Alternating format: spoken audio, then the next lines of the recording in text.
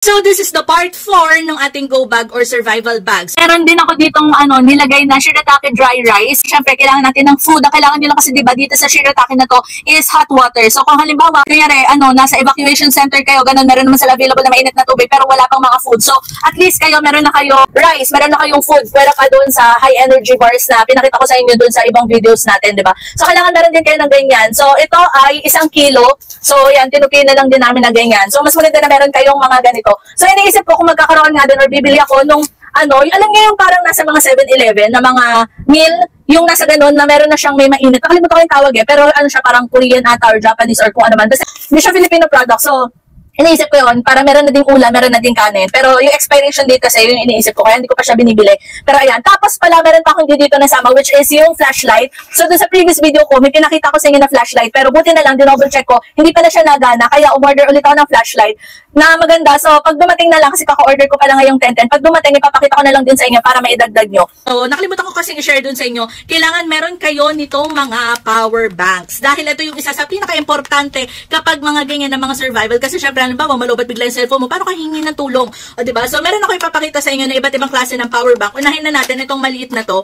So, nakalimutan ko yung brand nito pero ito ay 5,000 mAh, tapos meron siya dito sa likod na iba't ibang klase ng cord. Meron siya pang Apple, pang Android, kung ano-ano pa. Pero ito kasi ay 5,000 mAh lang. So, isahan lang kasi siyang charge kasi 5,000 mAh yung battery nung aking cellphone. So, kailangan nyo pa ng mas malaking capacity. Tapos, meron pa dito, ito naman, Aura-Share. Ito yung gamit na gamit ko talaga kasi manipis siya, ganyan, tapos hindi siya ganun kabigat. So, kahit maliit lang yung bag, okay na okay. Tapos, meron siyang, kasi yung flat, yung dulo, nung naka-charger nga, tapos Type-C, tapos meron din siyang USB Type-A. So, 10,000 mAh to, Aura-Share. Ito, gamit na gamit. Maganda din to. Tapos, ito, ipakita ko na din sa inyo, 20,000 mAh na to, Romo. So, ilang charge kayo, 4 to 5 na beses kayong charge, depende kung ilang mAh yung sa cellphone nyo or pag-charger nyo. Pero, ito talaga yung pinakamatagal ko na power bank. Siguro nasa 5 to 6 years ko na tong gamit. And ayos na ayos pa rin siya. Talagang matagal siya malobat. Tapos, ito naman yung bago ko ngayon, which is from Handin.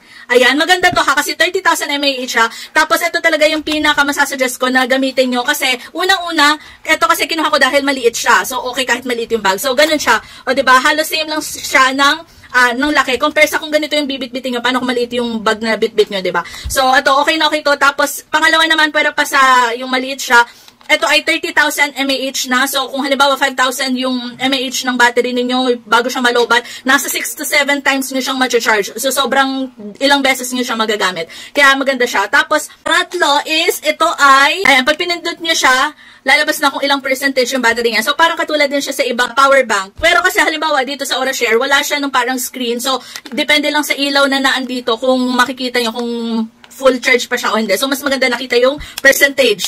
Tapos, isa pa sa maganda sa kanya is, ito, halimbawa, lobat na yung power bank nyo. So, pwede nyo siyang i-direct na saksak doon sa socket. O, diba? Less hassle na hindi nyo kailangan ng mga cords. Isa pa sa maganda, kaya gusto ko din to. Pero pa dito na meron din siyang pang Apple at meron din siyang pang Android na saksakan. Etong cord na to, akala nyo basta lang siyang parang ganyan, sabitan. Hindi. Kasi yung mismong cord, ito na siya. So, kung halimbawa, kailangan nyo ng iPhone, ganyan, pwede nyo itong isaksak. Or kung Android naman, tas Type-C, nandito na. So, diba, less hassle, hindi nyo na kailangan magbitbit ng mga mahahabang cord kasi nandito na siya instant na akala nyo ganyan lang.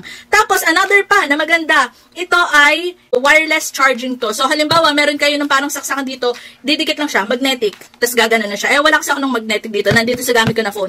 Pero, ayun. So, another, isa pa, o diba, sobrang dami, kaya gusto ko to, pwede na din siyang cellphone stand. So, halimbawa, di ba kunyari, magnetic nga, di nakadikit na ganito yung phone nyo, tapos ikabit nyo lang tong, i-open nyo lang tong ganyan, pwede na siyang cellphone stand. Ganyan. Ang dami magandang features nitong power bank na to. Kaya kung ako sa inyo, ito na din yung bilhin nyo. Lalo 10-10 ngayon, di ba? Mas mura-mura, mas madami kayo makikita mga vouchers, ganyan, discount. So, ayan, make sure na meron kayong power bank sa inyong mga go bags dahil malaking tulong to. Halimbawa, katulad nun, di ba, yung sa lighter, hindi na siya yung may liquid, disaksak na lang siya, di-charge na lang siya. So, maganda meron kayong ganito. Make sure na meron kayong ganyan. So, ayan, check nyo na lang din yung ibang list nung nandun sa Go Bag, yung survival kit playlist natin para aware kayo kung ano pa yung mga dapat na laman ng inyong mga go bag.